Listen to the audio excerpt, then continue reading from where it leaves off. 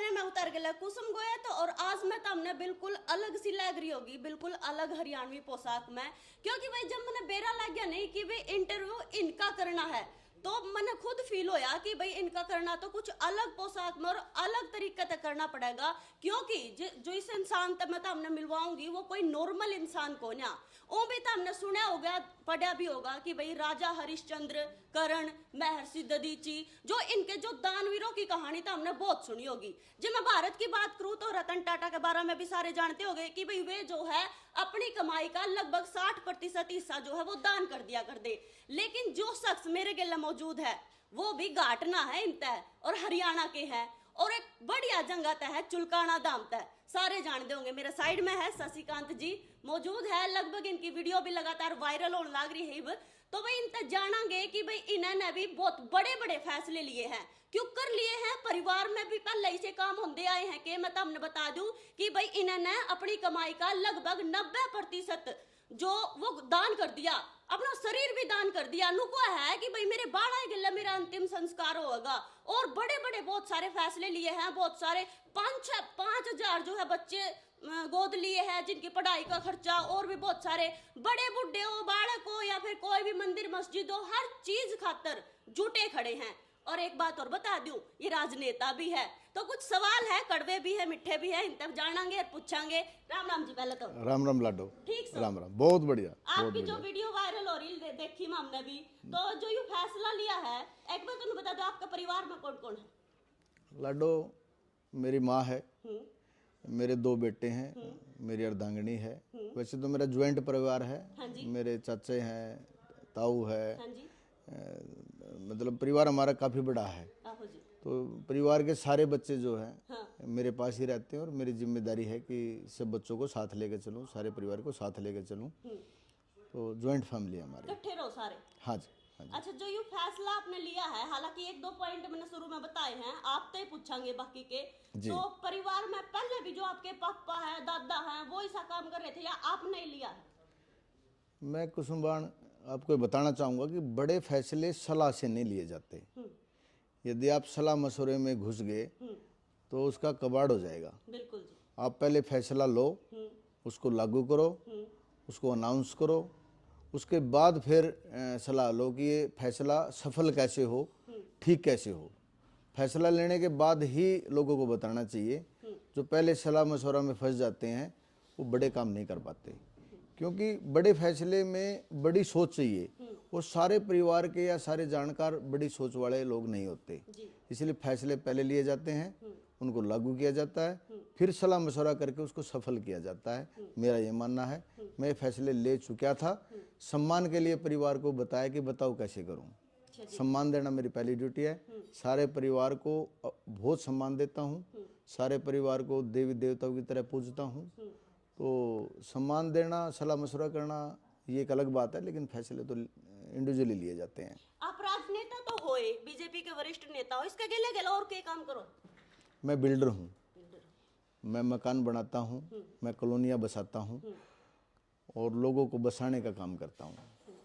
आपने जो अपनी जिंदगी में पहला दान करा, जो सबसे पहला करा, वो के दान था और कितनी उम्र में करा था, वो बताओ जी। ये तो बड़ा मजेदार क्वेश्चन कर दिया लाडो आपने। मेरे दादा पटवारी होते थे, अब जी। तो उनकी जेब से मैंने 10 रुपए की चोरी करके चोरी करके और अपने एक दोस्त की मदद करी थी। वाह जी वाह जी, क्या मदद करी थी? उसके घर में प्रॉब्लम थी कोई, किसी के बारे में 10 बहुत। रुपए दान किए थे सबसे पहले? हाँ, ये बात रही होगी करीब 37-38 साल पुरानी। वाह जी। तो 87 या 88 के आसपास की शायद बात है।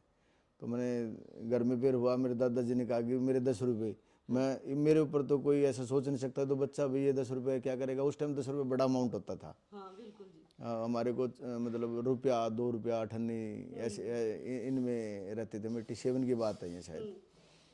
तो मैंने चोरी करके पहले दान किया था। तो बेरा ना लग गया होगा घर कि भाई 10 रुपए इसने चुराए थे छोरा ने? नहीं, दादाजी बड़े दिमाग के थे, उनके पास पैसे रहते थे, वो पटवारी थे। तो पटवारियों के जेब में ऐसा पैसा रहता है कि वो भूल भी जाते हैं। तो मतलब चोरी करके किया हुआ दान वो चोरी नहीं माना जाता, और अच्छे काम में किया था वो, तो है ना? बहुत ज़रूरी था। मैंने लगा कि इसके परिवार को सख्त ज़रूरत है तो इसलिए मैंने काम किया था। तो शुरू में तो फिर आपका ललक कब हुई कि भाई रुपये कमाने हैं, क्योंकि लगभग सबका हुआ है रुपये आ जो पीछे आ जो, आपका ललक कब लगी थी? मुझे उसी दौरान ये लगा था कि भाई मैं ये पैसे चोरी करके या गलत काम करके पैसे ना कमाऊं और अच्छे काम करूं। अच्छे काम करने के लिए आपको धन कमाना ही पड़ेगा, धन के बगैर अच्छे काम पूजा पाठ भी नहीं हो पाते। बिल्कुल जी। तो इसलिए मेरे में ये भाव आया कि बहुत जल्दी धनवान बनना है। तो जैसे मैंने 10वीं की तो मेरे फादर टीचर थे, मेरी मदर टीचर थी, मेरे दादा पटवारी थे। तो मैंने अपने पिताजी को कहा कि मैं पढ़ना नहीं चाहता, मैं अपना काम करना चाहता हूँ, मैं धनवान बनना चाहता हूँ। तो मेरे पिताजी ने समझाया कि यार भाई मैं भी टीचर हूँ, तेरी माँ भी टीचर है, हम लोगों को क्या जवाब देंगे कि इन्होंने बच्चे को पढ़ाया नहीं। वहाँ हमारी परवरिश पे सवाल खड़े हो जाएंगे। बेटा तू कैसे भी करके ग्रेजुएशन कर ले, लेकिन ग्रेजुएशन के लिए 5 साल मुझे और चाहिए थे। तो मैं ग्रेजुएशन करता करता जो है पानीपत रिफाइनरी में मैंने अपने जीवन का करियर शुरू किया। और मैंने वहाँ बिल्डिंग मटेरियल सप्लायर का काम शुरू करके और हम बिल्डर तक पहुँचने का काम किया। ठीक है। फिर उसके बाद जो राजनीति में पहले आए थे या फिर जो आप दानवीर बन गए हो वो पहले हो गए थे? नहीं, मैं इस बात का क्रेडिट कभी नहीं लेता कि मैं दानवीर हूँ, ना मैंने ऐसे कभी बोला। और ये भी एक बड़ी साइकोलॉजिकल बीमारी है कि आप अच्छे अच्छे शब्द अपने बारे में सुन के खुश हो जाते हो। ये बात आप तो नहीं बोल रहे, लेकिन दुनिया बोल रही है, सब बोल रहे हैं, सबका बारे में जब आपका बारे में बेरा लग गया जब। मैं बाण आपको बताऊं, मैं इन दोनों शब्दों से बचता हूं। अच्छा जी। मतलब मैंने अपने बॉडी का 3 फुट का औरा बना रखा है। मेरी कोई बुराई करता है मैं उससे कोई बुरा नहीं मानता, कोई मेरी अच्छाई करता है, कोई बड़ाई करता है, कोई दानवीर बोलता है, मैं उससे खुश भी नहीं होता हूँ। अच्छा जी। ये सिंपल से शब्द हैं, इनको मैं दिमाग पे हैवी होने नहीं देता, ना बुराई को ना अच्छाई को। तो आप कहते हो मैं सुन लेता हूँ, लेकिन इस बात का मेरे ऊपर कोई इफेक्ट नहीं है, क्योंकि यदि भगवान नहीं चाहेगा तो ये काम हो ही नहीं सकते। जो मैं काम कर रहा हूँ ये काम 10,000 20,000 करोड़ का आदमी भी नहीं कर सकता।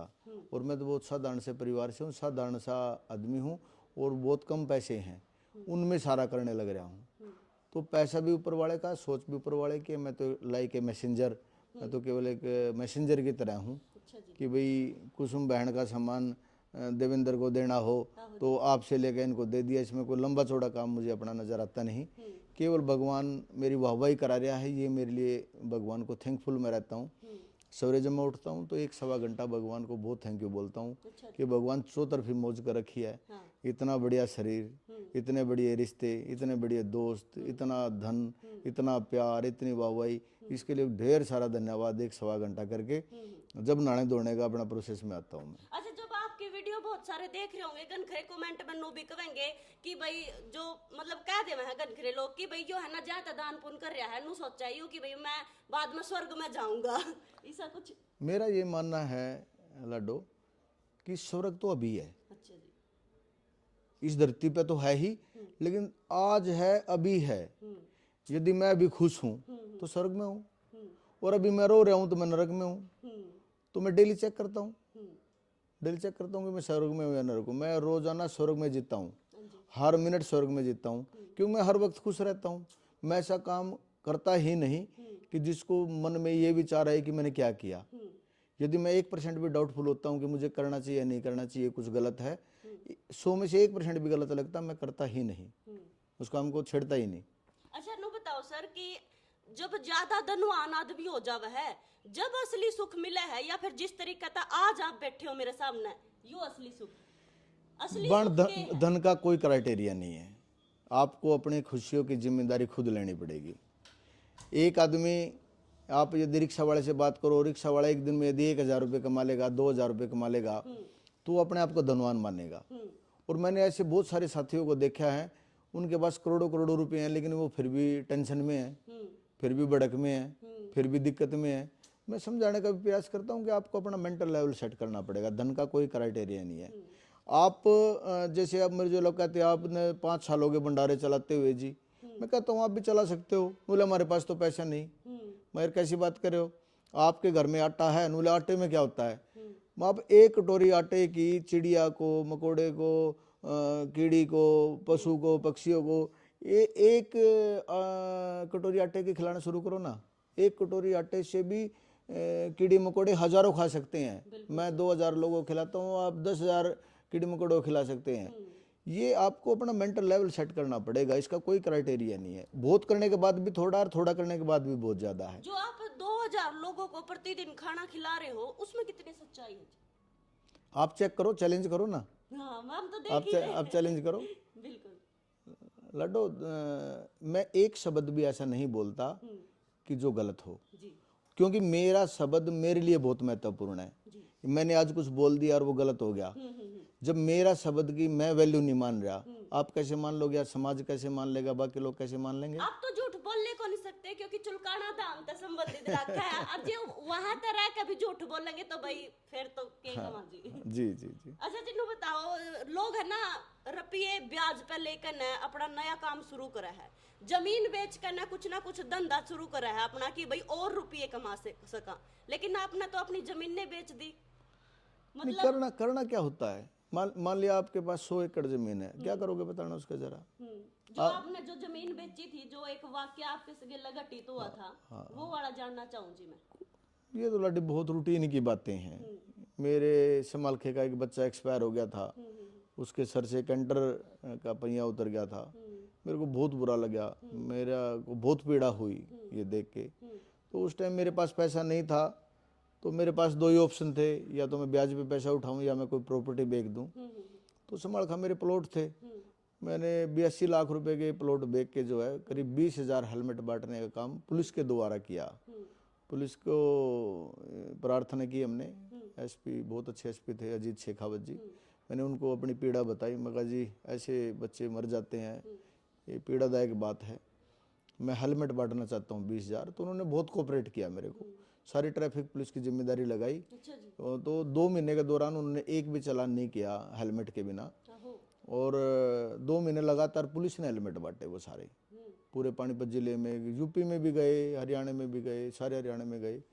तो मेरा कोई ऐसा क्राइटेरिया भी नहीं था कि समालखे का ही बच्चा हो, भाई युवा हेलमेट पहने और किसी के बेटे को, किसी के लाल को कोई सर में चोट ना लगे, इस प्रयास से मैंने 82 लाख रुपए की 20,000 हेलमेट बांटने का काम किया था।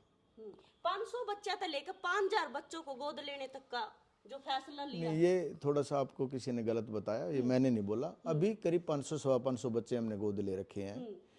कि जो लोग अपने 2-3 बच्चों में सुख ढूंढते हैं, वो मैं 500 में ढूंढता हूँ। मेरे से बड़ा, मेरे से ज्यादा बच्चे किसके हरियाणा में, देश में, बताना जरा भाई। पूछा आपके कितने बालक है जी? हाँ, तो 500 सवा 500 मेरे बच्चे हैं, और मैं 5,000 बच्चों का प्रयास कर रहा हूँ। और मजेदार बात बता रहा हूँ, ये हमारे सनातन में सबके लिए एक मैसेज देना चाहूँगा, प्रार्थना करना चाहूँगा। हमें तो पहले समझ नहीं थी, वैसे तो 2 बेटे हैं मेरे। मैं बच्चों को कहता हूँ कि आपको शादी करनी नहीं चाहिए, आप देश निर्माण करो, आप मोदी जी की तरह बनो, आप अब्दुल कलाम की तरह बनो, आप देश निर्माण में, समाज निर्माण में, परिवार निर्माण में अपना जीवन लगाओ। और यदि शादी करानी है तो बच्चों को 55-7 बच्चे होने चाहिए। अच्छा जी। यो जो तुम भी युवा हो, बच्चे हो हमारे, बेटी की तरह हो आप हमारी, इस बात का बड़ा ध्यान रखना। हम इतना सीमित हमने अपना जीवन कर लिया है, 1-2 बच्चे हमारे होते हैं, उनको थोड़ा सा कुछ हो जाए हमारी जान को बनाती है। वो हमारी सेवा करे, वो देश निर्माण करे, वो परिवार निर्माण करे, वो अपना पेट पाले, ये बड़ी भारी समस्या है। 5-4 हो तो एक आधे देश निर्माण के लिए फौज में भेज दें, एक आधा हमने बुढ़ापे में संभाल लें, एक आधा बाकी कुछ कर लें। तो मैं ये मैसेज देना चाहूँगा कि सभी सनातनियों को मैसेज देना चाहूँगा कि जब अपने बच्चों की शादी करो तो बच्चों को ये ज्ञान दो, ये समझ दो कि बच्चे 5-5 7-7 होने चाहिए, इसमें कोई बहुत बुराई नहीं है। अच्छा जी। हाँ, हर धर्म को साथ लेकर चल रहे हो आप? हर धर्म को साथ लेके चल रहे हैं, लेकिन मेरे धर्म की जो बुराई करेगा वो मुझे बर्दाश्त नहीं है। यहाँ मेरा देश बड़ा अजीब देश है, इतना बेहतरीन देश है कि यहाँ सभी धर्मों के लोग रहें, वो देश का सम्मान करें, देश के तिरंगे का सम्मान करें, हम देश के प्रति अच्छी भावना रखें। लेकिन हमारे देश में रह के हमारे देश की बुराई करें या इसका अपमान करें, वो बिल्कुल बर्दाश्त नहीं है। सेवा भाव आप हर मंदिर मस्जिद हर जगह पे? हाँ, हम ऐसा कभी नहीं करते। मैंने मस्जिदों में भी जो है वाटर कूलर, एयर कूलर लगवाए हैं, लेकिन मैंने वहाँ के मौलाना को भी ये प्रार्थना की है कि देश के प्रति अपने समाज को, अपने धर्म को, देश के प्रति आस्था बढ़े, ऐसा इनके प्रवचन दिया करो। सर आपने खेल हो, खिलाड़ी हो, बच्चे हो, बूढ़े हो, या फिर मंदिर हो, मस्जिद हो, कोई भी जगह हो, सारी जगह पे सेवा भाव दे रहे हो आप अपनी। कोई जगह ऐसी छोटी भी है आपने? नहीं, ये मेरी स्टार्टिंग है स्टार्टिंग लाडो। हाँ, मेरे मकसद बहुत बड़े हैं, मेरे विजन बहुत बड़े हैं, मैं बहुत बड़ी सोच को लेके आया हूँ। आप अभी ये इंटरव्यू खत्म करोगे तो मैं आपको अपना घर दिखाऊंगा, आपको बड़ा मजा आएगा। अच्छा, 2 तारीख को जो संत सम्मेलन है वो थोड़ा बताओगे, कौन कौन उसमें आने वाले? देश के पहली पंक्ति के जो आचार्य हैं, महंत ज्ञानदास जी हैं, वो अयोध्या से कभी निकलते नहीं, आहो जी। लेकिन आपके भाई के घर में सोनीपत की धरा पे आ रहे हैं। वाह जी। आचार्य महामंडलेश्वर, ओ, करीब 21 से ज़्यादा महामंडलेश्वर, और संत महात्मा, आप किसी का नाम लोगे तो आएगा। अच्छा जी, बहुत बड़े बड़े 100-125 संत जो है देश भर से, मतलब पूना से, बॉम्बे से, देश के पूर्व, पश्चिम, उत्तर, दक्षिण से, हर जगह से संत महात्मा आ रहे हैं। अच्छा जी। जी। अच्छा, लास्ट सवाल मेरा, आपकी जिंदगी का ऐसा एक पल जब आपने फील होया को भाई नहीं जिंदगी जमा खराब है, मतलब ना। अच्छा तो सारे हैं जो आपने बताया हो, ना ना, ऐसा कोई नहीं है? ऐसा कोई नहीं है। जब ज्यादा दुख फील होया, मतलब ऐसा? ये क्या होता है? वाओ यो मेरा सवाल मिल गया, जवाब मिल गया। तो ये फिलहाल कुछ ये लाडो कुछ होता नहीं है। और इसके संदर्भ में एक बात और कहना चाहूँगा, ये कुछ लो वाइब्रेशन शब्द हैं, घटिया, हल्के शब्द हैं। दुख, परेशानी, टेंशन, बिजी, मैंने 2005 के बाद किसी रिश्तेदार, जानकार, दोस्त को ये नहीं बोला मैं बिजी हूँ। अगला बिजी है, मैं बोलता हूँ ये क्या होता है? मैं काम कर रहा हूँ, ये तो संभव है, पर मैं बिजी हूँ, ये शब्द समझ में नहीं आता, सबको बुरा लगता है। आज आप भी ये शब्द लेके जाना, किसी से बात करो, कभी ये मत करना अभी मैं बिजी हूँ, भाई मैं अभी काम कर रही हूँ, बता क्या बात है। जी जी। ये मैंने हैप्पी का पूछना था, तो हैप्पी का तो सर ने शुरू में जवाब दिया था कि हर दिन हर घंटा, है ना सर? हर घंटे आप अपने खुशियों का ध्यान खुद रखोगे तो आपका परिवार खुश हो जाएगा, ये ध्यान रखना। कहना चाहोगे हमारे दर्शकों ने? हर क्षण को एंजॉय करो, खूब काम करो, खूब करना चाहिए। यदि आपको अमीर बनना है तो आपको 8 घंटे से काम नहीं चलेगा, आपको 12 से 14 घंटे मिनिमम काम करना पड़ेगा। यदि आप 16 घंटे का टारगेट रखो काम करने का, तो आपको धनवान बनने से कोई रोक नहीं सकता, बाकी भगवान की मर्जी। बिल्कुल भाई, शेयर कर दियो वीडियो ने, और सर के बारे में कोई भी राय है वो मैंने कमेंट में जरूर बता दियो। मैं फिर मिलूंगी तब किसी और सेलिब्रिटी के लिए, तब तक के लिए मैं दे दो इजाजत, राम राम।